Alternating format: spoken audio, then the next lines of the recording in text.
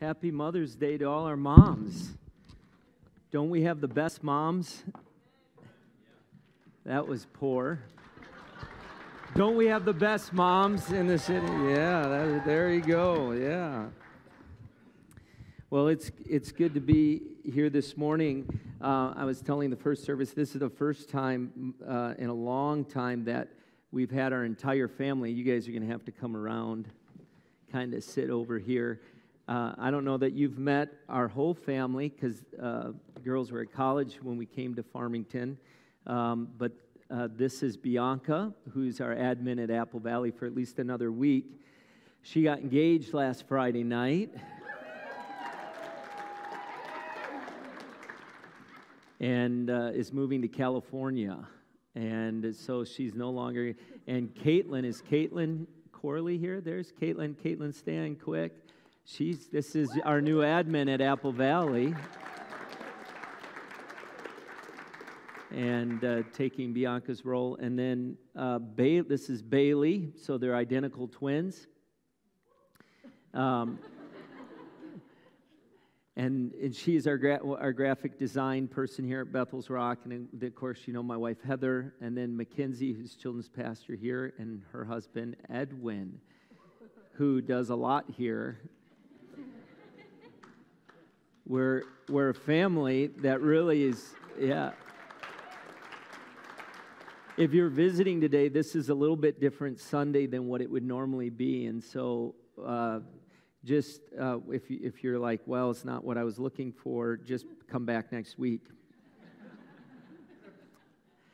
You know, this is a year of being devoted. It's our theme for being devoted. And my wife emailed a few moms and asked them what they would like us to talk about. And so we're going to try to address some of those things. You know, devoted families are a God idea. And I know that's simple, but you have to really believe that it's a God idea. Having family and being family is a God idea. There are some things I'm going to share today that maybe the enemy is going to try to get you offended over. And I'm telling you, it is the enemy who's doing it. Because just like in tithing, if you're a tither, you love tithing messages. If you're not, you hate them. Right? And there may be things that I'm going to share, and some of it you may like, some of it you won't. Some of it may be good for your home. Some of it may not be what you want. In the end, you're the one who leads that home as mom and dad. We're learning how to parent adults right now. How many know that that's a challenge in and of itself, right? To go from kids to adults. And it's a God idea, and Satan is attacking the concept of family. He's coming at it pretty hard, and Jeremiah 31:1 says, "At that time, declares the Lord, I will be the God of all the families of Israel, and they will be my people." And I really do believe that God is working for your family. So if you feel like you're alone or it's been difficult or tough, I want to tell you it's God's will that you have an incredible family, and God is going to help you where you're weak, and He's going to give you wisdom in leading your family. So we're not up here to say that we're a perfect family at all. We're here just to kind of illustrate some of what I want to talk about, which is you hear a lot about dysfunctional homes, but we don't talk a lot about functional homes and a culture of function. And so what is a functional home? What are things that are functional? How has my home become functional? Listen to this statistic. And historically, there is nothing we can do to change anything in this country if this statistic continues the trend that it's headed down. Here it is. The census, U.S. Census did this. The share of the U.S. 130 million households, headed by married parents with children under the age of 18, fell to 17.8%, down from 18.6% last year. The trend of homes where there are two parents in the home is actually getting worse, and no society has ever succeeded when that's happened. In order for everything, it doesn't matter. All the moral issues, all the problems we have in our society will not change no matter how much money you throw at it, matter how activist you become about it. That has to change or it will not change. We're wasting our time. And I want to talk a little bit about that because how often have we heard a person testify that they were raised in a very functional home, right? Normally, the story always starts that their lives and the decisions they made were negatively influenced by the dysfunctional family they were brought up in. So if a functional home is so important to that in our life, wouldn't it be important for us to look at our own homes and say, is this a functional home? Are we functioning the way God designed it? Joshua, a very familiar verse, Joshua 24:15 says, but if serving the Lord seems undesirable to you, then choose for yourselves this day whom you will serve, whether the gods of the ancestors beyond the Euphrates or the gods of the Amorites in whose land you are living. Here's what I would say for every one of us here. But as for me and my household, we will serve the Lord. You have to make the decision. What is your family going to be? And what is really the goal of this home?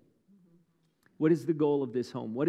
Because you cannot know whether you're in a dysfunctional situation unless you know what the function is. What's the purpose of this family? What's the goal of this? What are we trying to accomplish in this family, and how are we going to get there? And most people can run business. They put all their time into running businesses and their job, but they think it's just a devoted family, a healthy, functional family is just going to happen. It will not. If that's what you think will happen, your family is headed in the wrong direction. You have to know what you're trying to accomplish in your family. And there are some major attacks on the home. This is actually, used to be our kitchen table. So we sat at this table. These chairs weren't this high, but so I feel like we should be eating something as we're sitting here. But here's some major attacks on the home. And I'm going to give them, and like I said, there are things you're not going to like, okay? That's okay. In the end, you're going to do what you want, and you're going to get the results you want. And I pray that they're great. I'm just your pastor telling you we've raised our kids, and this is what we've done, and you're going to hear from their perspective as well. Okay? You can give me that grace, or I'm not doing this again. Okay? We're not trying to tell you what to do. We're just trying to share with you what we did and how we got there. And there's an important point I'm going to make. But the first major attack on the home is cohabitation. I don't often talk about some of this stuff. You know why? It's because I know there are people from all kinds of walks of life.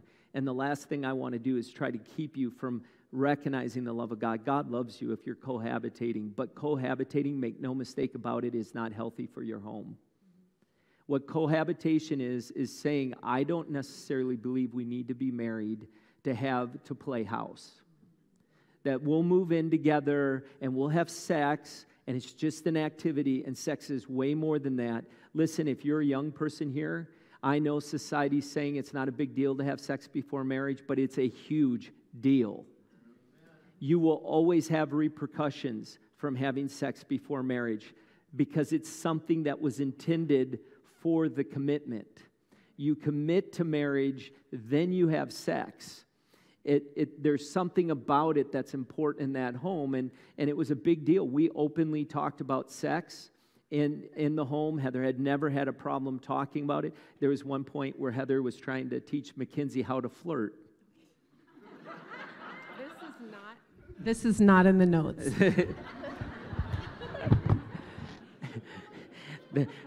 Bailey and Bianca. This is my husband. Bailey and Bianca were like, Mom, stop right now. That's how you did it then. That's not how we do it now. It worked. In a recent survey, 85% of all children that exhibit behavioral disorders come from fatherless homes or homes that are broken. This is an unbeliever who wrote this, David Popenoe. A Rutgers sociology professor, report and co-author, speaks of the increase of cohabitation. He said, I don't think it's good news, especially for children. As the society shifts from marriage to cohabitation, it's an attack on what God instituted. If you're saying, I want to be a follower of Christ, but we're going to cohabitate, what you're saying is, I want to follow Christ, but I don't want to follow Christ. He created marriage, not cohabitation. He said it's good to be married. It's good for a man and a woman to be married. He did not say it was good to cohabitate. And so if you're in that place, you either make the commitment. There was a preacher in Michigan who said, if before you let them up your halter, they better take you to the altar. Richfield thought that was funny, but it's the reality of you don't get sex until you commit to this. There should have been an amen there. I don't know where in the world we've come as a people where that isn't a bigger issue, where we say, yes, I agree with that. Okay. But look at, he says, the United States has the weakest families in the Western world because we have the highest divorce rate and the highest rate of solo parenting. As he says, as society shifts, he says we have an increase in family instability. That when you don't know if your parents are going to be married in your home, it creates instability and insecurity in the child. And this was something that we saw happen. Yeah, well, I should tell you, James and I, we don't argue, we just passionately discuss things, okay? That's how we've made ourselves feel better about it, because we are pretty passionate when we disagree on things. And so our kids have grown up kind of seeing that, but when they were little, I know Mackenzie had a couple friends in her class that had experienced divorce in their home. And one day when James and I were passionately discussing something, we finished and she came to me and she said, Mom, are you and Dad gonna get divorced? And I was like, oh no, I'm gonna put up with his boneheadedness for the rest of my life. No, I didn't say that, but that's what I thought. But I was like, no, Mackenzie, no. But I mean, it was a fear because she had seen some of her friends experience divorce. Yeah, she went to school and her friends, and the instability that is there, that it creates in a child. So mom and dad, when you bring up the word divorce, you don't realize when your kids hear that, what that does in them. It creates, you have to be careful how you talk to one another and discuss with one another. So the first one is cohabitation. The second threat that really is a big deal is outside influences. You have to realize there are a lot of outside influences. Social media, which I've spent a lot of time talking about, is just one of the outside influences. And there were, like we didn't give them a phone because they felt like they needed a phone. By the way, I should preface, they don't need more friends. They need parents. And as parents, you need to know what's best for them, regardless of what their other friends are doing. And quite frankly, regardless of what some other parents are doing. You don't base your parenting on parents that are still raising their kids. You base your parenting on the older people in this room where you go, tell me, help me with this. What should I do in this situation? That have raised godly kids. If that's what you want. Now, if you want kids that are rebellious and horrible and don't listen to a word you say, go find those parents. Just don't tell them that's why you're asking them.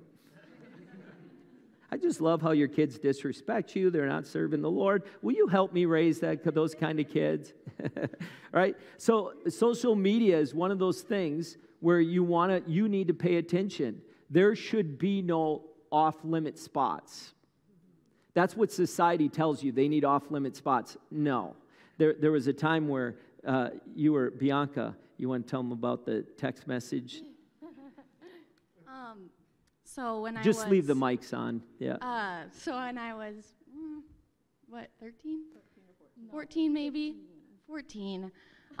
We just gotten phones, freshman in high school. I was talking to this boy. And we weren't allowed to talk to boys really at that stage in life yet, especially not like texting. And so I, being a little deceptive, put the boy's name under put the boy's name under a girl's name, thinking my dad wouldn't find out.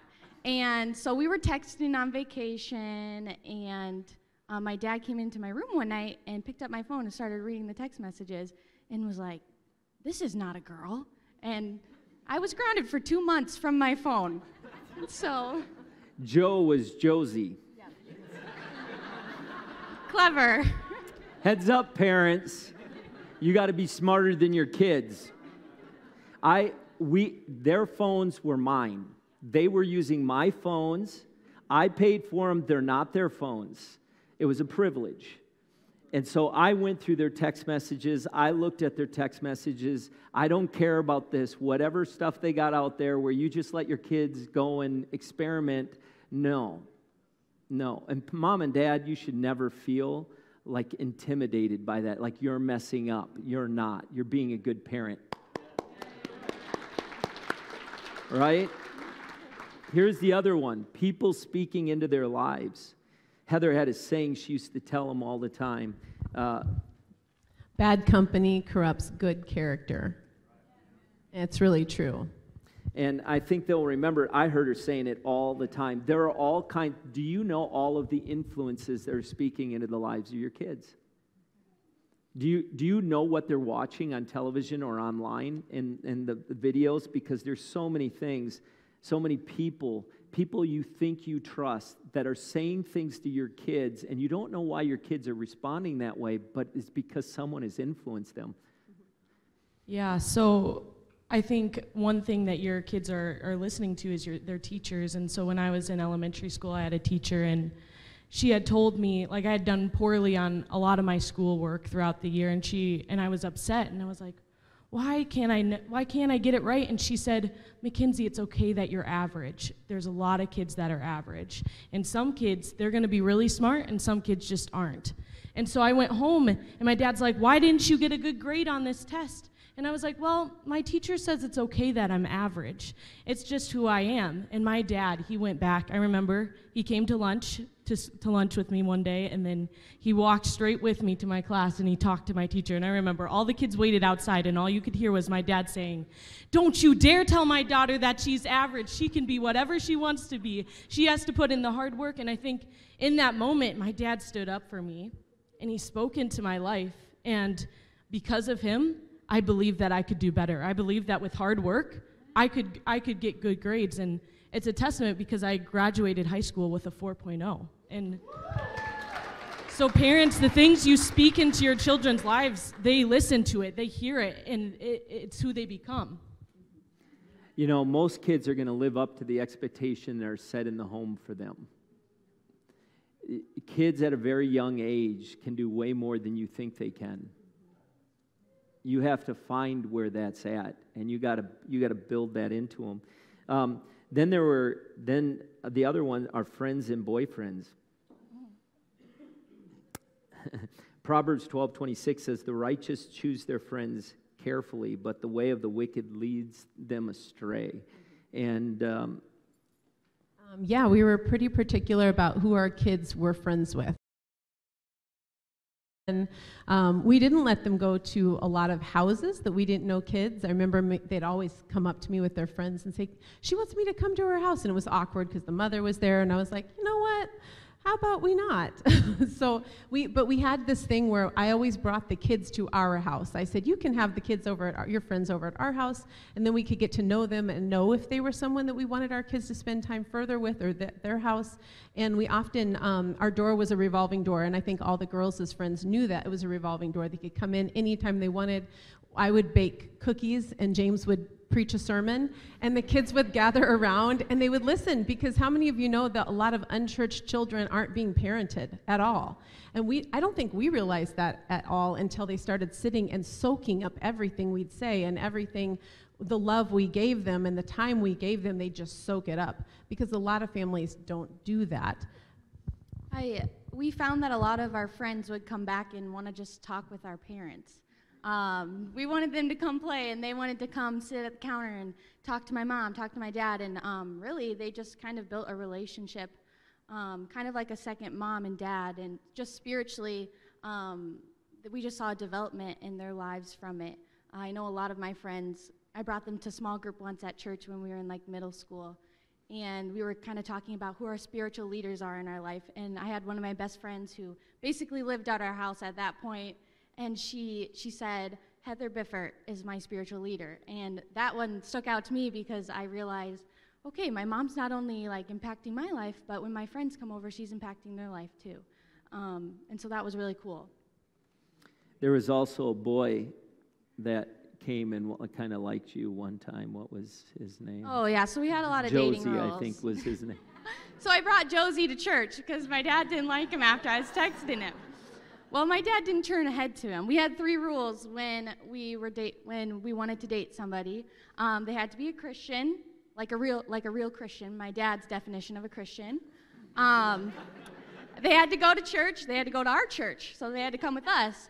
And then they had to be a faithful tither. And so, of course, I'm wanting to date this guy. And so I'm like, you should just come to church with me. Like, you can talk to my dad there. Well, we bring him to church, and sure enough, after youth group, I'm like, Dad, look who's here. Nope, doesn't turn ahead. He goes, okay, go find another church. And so, traumatic. That was the last what you're boy I thinking brought to is, church for a what do you while. want him at the church? No, I didn't want him dating my daughter, so I said, go find another church. And he did, and he dated the girl that would come to our house all the time. He's great. But I think you're better off. Yeah. Here's the next one, is another attack on his overextended schedules. I think a lot of times we put our kids into schedules that we want to have and not they want to have.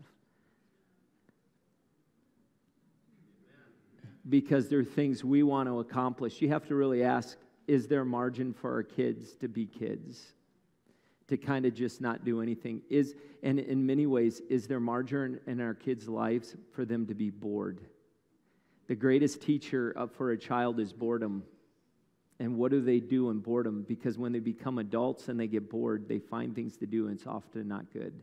Because they were never taught how to deal with it when it comes. How many grew up bored? Like, I grew up in the age where nobody had any money. Right? So you went out and you found a tree, you broke it down and made it a fishing rod, and you fished with a baler twine and never caught any. How many lived that kind of life? You didn't have it. Now we got them so engaged, for God forbid that any kid would get bored. Boredom is good for your kid. Overextended schedules, one of the things that we even talked about, like in your culture of your house, in a functional home, church was an important thing. Going to church, being there, their spiritual life was an important thing. And I know there are people who disagree with me, and that's okay, you can. There's no problem. I'm telling you what we did. I wanted, when we were raising our kids, I knew that they were good athletes, the twins especially, and I knew they could do all kinds of things, but I wanted them to know that being in church was the most important thing. And so some of you have asked them what they thought of it, so I'll just have them tell you. We actually didn't care. We understood. We're a very competitive family, so seeing my dad say, you guys are going to miss your championship game to go to church because that's more important. That's what stuck out to Bianca and I, was saying, wow, that's like really important if our dad's wanting us to miss a championship game that has like college scouts or something like that. So that's what really stuck out to us, and making church our priority didn't set us back in our athletic ventures at all. And Bianca would agree, we didn't feel like we lost playing time, or it just made our teammates mad. We didn't care. We were like, church is our priority, and that's what stuck with us when we went to college. We went to church every Sunday morning, not even if we got back, or even if we got back at a late time every Saturday night from a sports game. We made a point to go to church because that's what's important. Here's the next one, is roles and responsibilities. Did you want to say something? I did care about not missing or not being able to be at the championship game. She didn't care. I cared a lot because I'm very competitive in the championship game where everyone's getting medals and we're not there.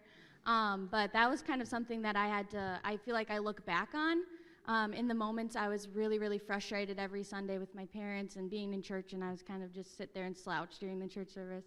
But I think looking back at it now, I realized how important that was, and I was really mad at my parents for making me miss the game, but looking back, I realized the importance of it and just the commitment that I have to going to church now, where I genuinely want to be at church. I don't go because I have to. Well, and you guys talked about, even when you were in college, about a number of your friends on the team that never went to church once they went to college. Okay, here's the next one, roles and responsibilities. You know, there were traditions. How many had traditional roles and responsibilities in your home? You grew up with that. And now we're in an era where people say, we'll just share it.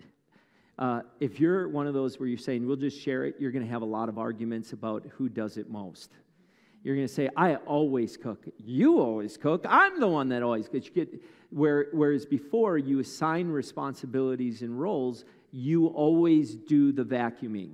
Then it's never a matter of anyone else. This is my responsibility. And I think in a home, we have to recognize that we all share responsibilities in the home, right? We all have a response. So what is your responsibility to the home? How are you serving this home?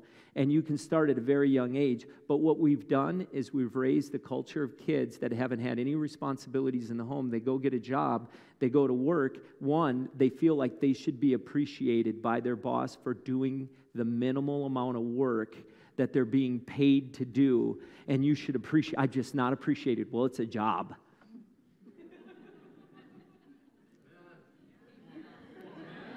You shouldn't be appreciated. Now, if you go above and beyond your responsibilities to do something, then you should be appreciated. But you're getting paid to do a job. But now, if I don't get appreciated, it's a toxic culture because I got to work, actually. Right? We all have a responsibility in a home. Let me ask you, and I've shared this before, in a home, and how old were you, Mackenzie, when you really realized this? You know, I think it was mowing the lawn. Yeah, I didn't want to mow the lawn. I'm not really an outsidey, like picking up dirt and stuff. I like to clean like inside the house because I don't really like bugs. But I think it was funny because my dad was like, well, you know, it's summertime, you're not at school, like you're tall enough to like push the mower. And so Bale and Bianca were disappointed, actually. They're like, I want to do it. And I was like, give it to them, but they weren't big enough. And so it was something we learned. She was 8 years old. Yeah, I don't remember, but I just remember hating it.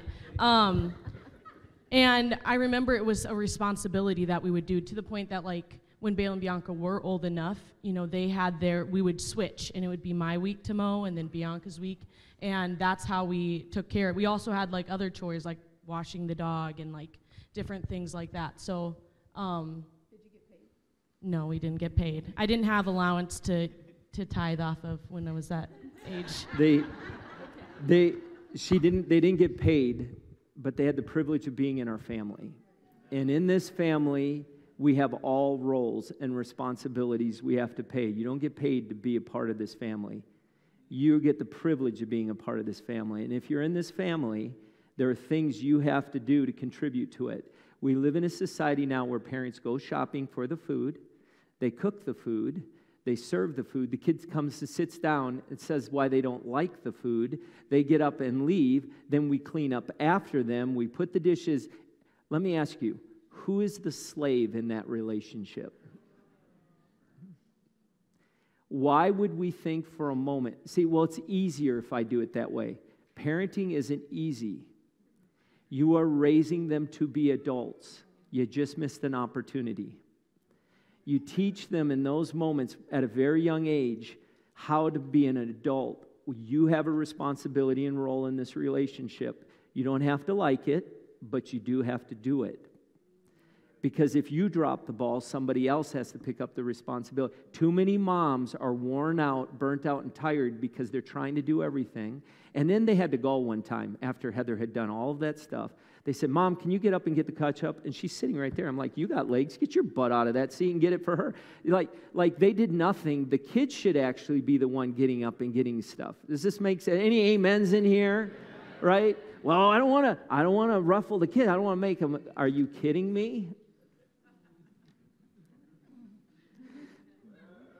Galatians 6:5, I like that. It says, for each one should carry their own load. Right? Here's another attack on really the home is strife in marriage. Mom and dad don't get along. And you really are being selfish when you can't put aside some of your differences and all you do is fight in the home, you're teaching your kids that's how they interact with people.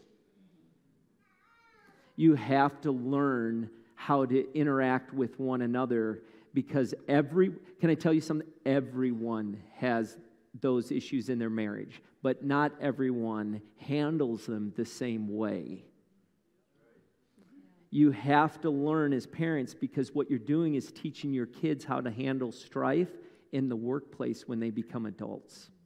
You're teaching them how to interact with their own spouses when they get older. You're always teaching those kids, and you're creating a culture in your home. So you really have to understand the culture that we're creating. In a functional culture, it must be intentional. It must be intentional. There are 3 quick things. One, Heather, who wants to share about the devotional time? Who is that? So growing up, me and my sisters would always get ready, and then my mom would drive us to school. And one thing that was a consistent in our household was coming downstairs and seeing Mom in her prayer chair.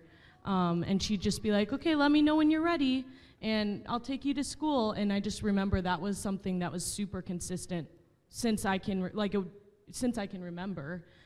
Just knowing that my mom was always praying over us and praying over my dad and over our future husbands and future families, and she would always consistently tell us, be praying for that future spouse of yours, be praying for those future kids of yours, be praying that God is guiding them and, giving them wisdom right now, even though you're like 10 and you have no idea who they are. Like, she'd always be saying it. She's like, "I always pray for your dad."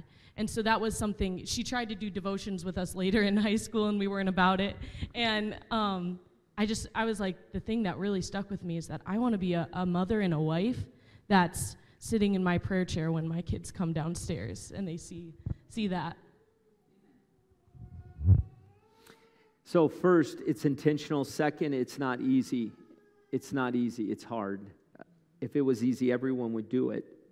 Third, it takes humility. Sometimes we make mistakes as parents, right? How many can say, "I made mistakes"? But you have to be humble. James says, God opposes the proud, but he gives favor to the humble.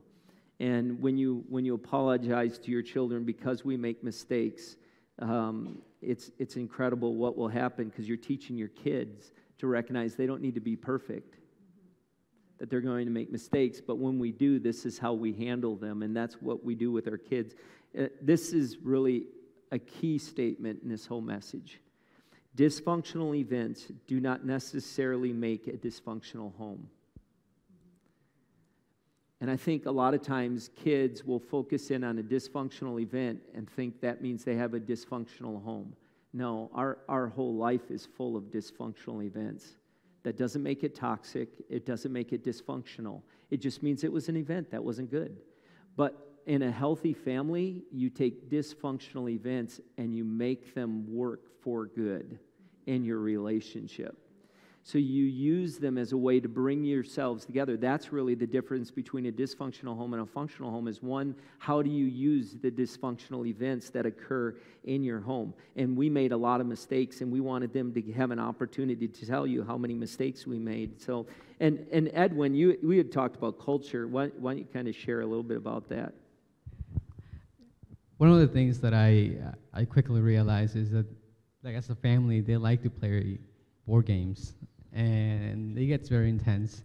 And I didn't grow up playing games as a family, so that was new to me. But one of the things that I realized that while the games were fun, it was more about creating that environment, that place where everyone can communicate, and we rarely talked about the game itself.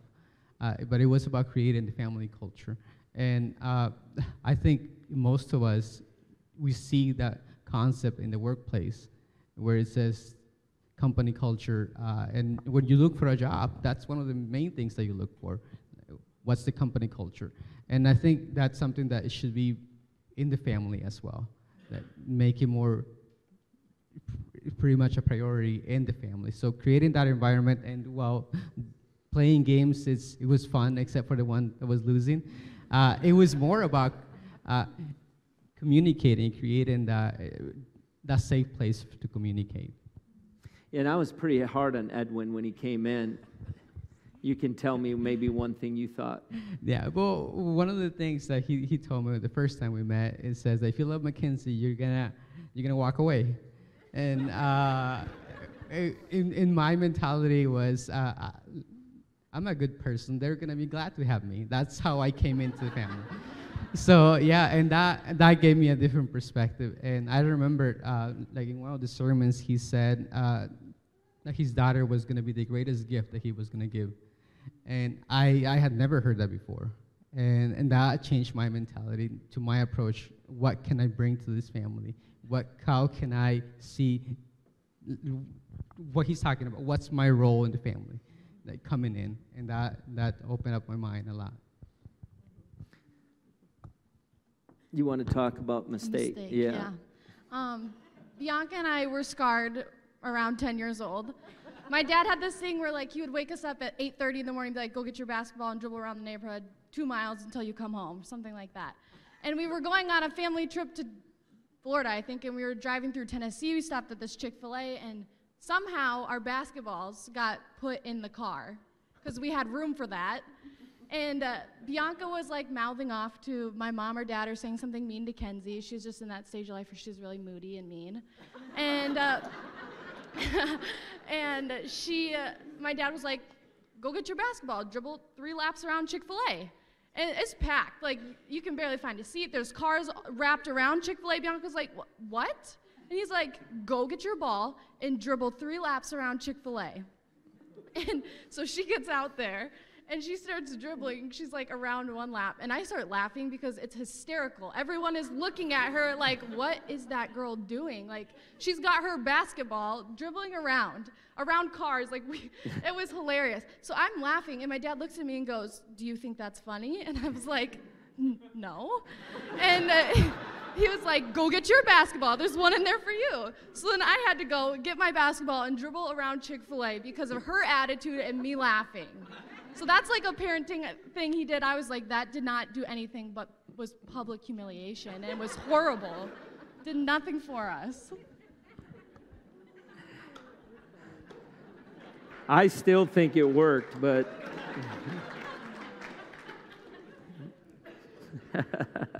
Mackenzie, she was late all the time. We would leave her. I finally said, you know what, I'm tired of this, and we're just leaving. So we got in the car, and I went and drove away. Heather was not happy with me. She's yelling at me for leaving her 6-year-old. She was 7. She was 7 yeah, at the house by herself. I'm and like, James thought it was okay to leave her. It didn't work. She still has a problem with that. She's still late. Right, Edwin? Still. So there are all kinds of mistakes, man. We made way more mistakes than you probably even thought of making. But it's not all of the mistakes. It's how you handle them when they happen. I can't come back that enough.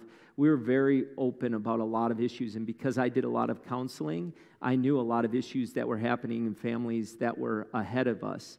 And so I started addressing it in our kids when they were small. You need to watch out for this. You need to be careful. One of the things I told them all the time, don't ever take advice from people your own age. You want to save yourself a world of hurt, don't ever take, unless you're 70. There's not many older than you. Then you might want to take advice. Here, I'm going to give you, because we don't have time to go past this. We're already past time, but I'm going to give you, home is where the heart is. And I'm going to just give you these quick things. One, home is where needs are met.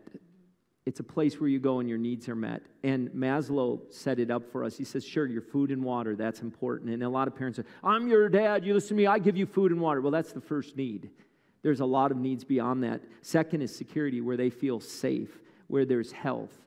Third is love and belonging, where they feel like they fit in the family. There was a point where Mackenzie, because she wasn't as athletic as the twins, she thought she was adopted. She went through this crisis for a month, said, I'm adopted. You guys all play sports. I don't know why. And she went through this whole crisis of life. We're like, Mackenzie, trust. Heather's like, I would know if you were adopted. You know? You came on to me. You made these marks.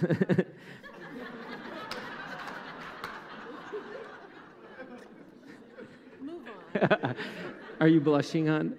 Yeah. Then there's identity. Dads, you bring identity to your children. Moms, you establish intimacy. Dads, you bring identity. Moms bring intimacy. You work together in bringing that. Then purpose, and that was a big part of my mission was you girls have a purpose. Now, I thought they would marry pastors. I never thought they would become pastors.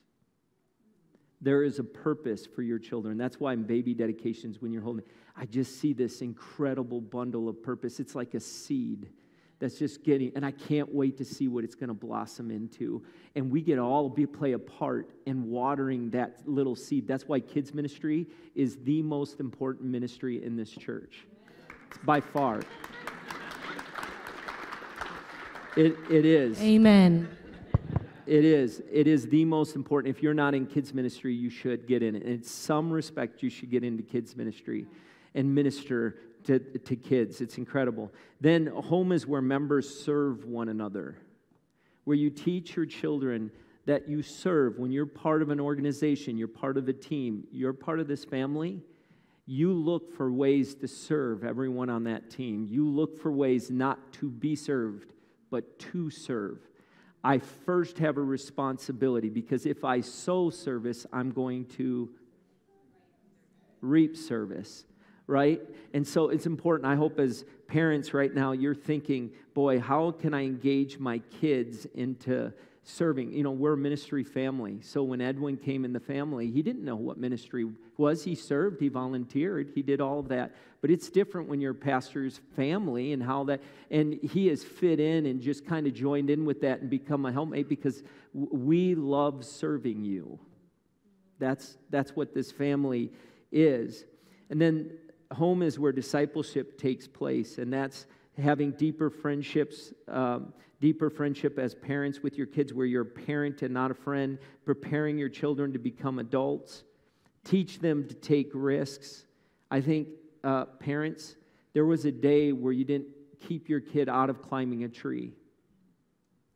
We need to get back to those days. Because of media, you've heard about all of the horror stories of how your kid died because he fell out.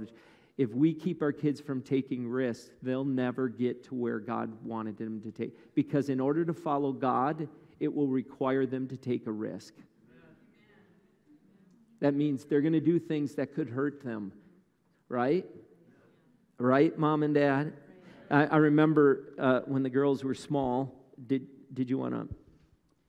Yeah, so when we were, I think it was 4 or 5, we woke up one morning and my parents went for a run every morning, and so being a competitive 4-year-old, I said, I want to go run with you 1 mile for a popsicle is what it was for. And so my dad's like, okay, and my mom's like, James Biffert, they will not make it a mile. They're 4 years old.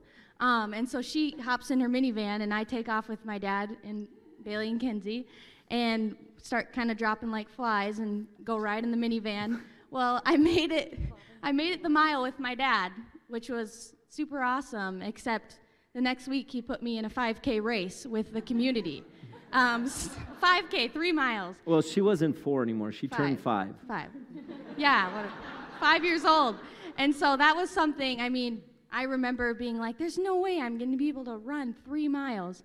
And sure enough, I ran it with my mom and made it 3 miles. And so that was a risk that kind of like boosted me into this point in my life now where I kind of feel like, you know, you never know if you can do something unless you try. So, I mean, as parents, we can see what our kids can do. You don't leave them up to the kids. You keep taking them one step further so that they can see, I did it, and then they go to the next, and they'll begin to grow and develop in that area. Discipline, this was one of the questions we were asked. What do you do discipline? We spanked our kids. hard. Very hard. We spanked our kids. I believe in it. The Bible believes in it. It says discipline your kids, for in that there's hope that do not be a willing party to their death. So, Proverbs 29:7 said, discipline your children and they'll give you peace. They will bring you the delights. You want peace with your kids? Discipline your kids. Discipline is short for discipleship. We spanked our kids not for everything they did, but when they did certain things, we were like, that's capital punishment. You're getting spanked. And I think, who was it that said, it was a bit, What do you want me to say? what were you going to say with the disciple? Yeah, it wasn't like everything. It was just things that we knew were wrong, but we continued to do, and just out of just being bad, I guess. But we had a metal spatula that you'd flip burgers with, and it turned into our spoon. And to this day, we still have it up in our cabinet because it's hilarious. It's shaped to our butts as little kids. And I wanted to bring it today, but I was like, I don't know if that would go over well. But, you know, we got spanked. And I told my dad, I was like, at that point, I didn't like it. And I was like, I'm never going to do that to my kids. But after, like, growing up and babysitting kids, and, like, I was just like, I'm spanking my kids. That's just, yeah, it's not, you don't spank them for everything, just things that they know is wrong and that they continue to do it. And that changes for some kids. Like Mackenzie, we would spank Mackenzie. She was a little more silent, defiant. And so with Mackenzie, she liked a room in order. So one time, instead of spanking her, she had done something that was just very not good. So I told the twins, I want you to go in a room and I want you to mess it up as much as you can. Pull the sheets off, pull everything off her closet, like mess up her room, be a tornado. And I put Mackenzie at the door to watch. Believe me, she didn't do it anymore. That was worse than getting spanked. And the reality is, in your home, you have to know your child to know what it is. And you say, well, I just don't believe in it. That's okay. You'll have to live with your results. And if you can make that work and those kids are obeying everything you put in front of them, that's okay, fine. If that works for you, God gave you your kids to be your kids. You get to choose what you want to do. I'm telling you what we did to get to where we were at. And that was something that was very helpful for us. And then your home. So your home has to be a place where they're discipled. Then a home is where healing occurs, where you need to heal one another. And then lastly, home is where relational skills are learned, where we teach our kids to relate. I'm going to have Pastor Zach come up, and this has gone a lot further than I really wanted to go, but I want to say this. Will you stand? Thank you for being patient. I love your family. You know, Pastor Zach and I, we love your family. And we're not telling you this because we're trying to tell you this is how you should do it. I hope that's clear. I'm just saying if you're intentional, God is working with you to raise a godly home. He wants your kids to follow him. You want your kids to follow him, right?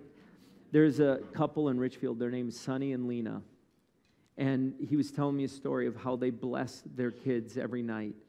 There's something powerful about speaking a blessing over your children, talking positively about you. And they would lay their hands on their kids and bless them. And in one time, they had to discipline their oldest son for something he had done. And when they were done, the son came to his father and grabbed his hand and put his hand on his head and says, "Dad, will you bless me?" He's probably 8 years old. Because he recognized the power of a father's blessing. Do you know, moms, dads, there's a power in you to speak blessing over your kids. Maybe you've never done it, but there's no greater time to start than right now. God bless you.